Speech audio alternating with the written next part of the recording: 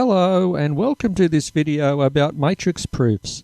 In this video we'll prove this equation to be true, which involves the transpose function. The transpose of a matrix is when the rows and columns are swapped.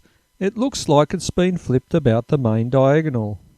So firstly we'll prove this result using this vector line notation, where columns or rows are represented by vectors that occupy the whole column or row, using long lines to show the row or column that it occupies.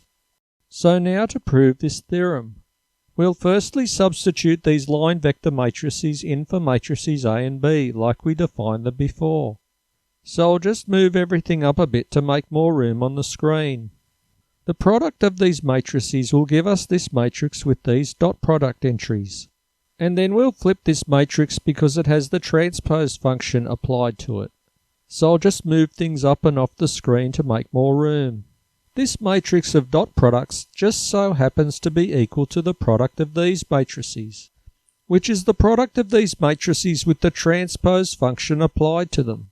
And then we can substitute the variable names in for these larger representation of matrices to get the right hand side of this formula that we're trying to prove. And that's it. We've proven this theorem, and very easily and intuitively using this notation. So I'd like to prove it again using matrix ijth entry notation, just to be complete. This is what matrix A looks like in terms of its individual entries. It can have any size, n can stand for any natural number. And this is what A transpose is. You can see that these entries have been flipped about the main diagonal. And this is what the transpose of matrix B looks like. We can get this straight away. And finally, this is what the product of the transposes of these matrices is. Now to try to get what this matrix is in ijth entry notation, we'll display a larger version of these matrices with the ith row in B transpose and the jth column in A transpose shown.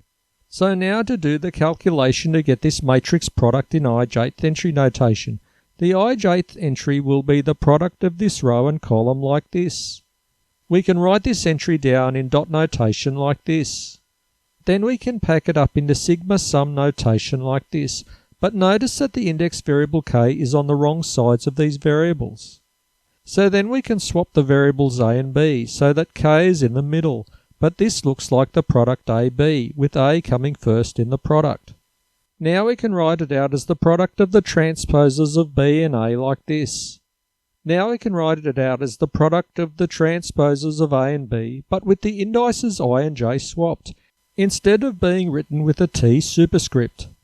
So now we're ready to prove this using ijth entry notation. We'll start with the left-hand side and write it out in this entry notation. We can use the definition of multiplication to write it out inside one pair of square brackets. We can then transpose this matrix by swapping I and j inside the square brackets. Then we can use the result that we obtained before to get it in terms of the product of the transposes of these matrices. We can write it out using the t superscript straight away. And then finally we can write these matrices out using their variable names, and so now we've completed the proof again using ijth entry notation. So I hope that you liked this video and found it to be helpful and educational. Please click like and subscribe if you did. Feel free to write anything helpful in the comments and to share this video, and thanks a lot for watching.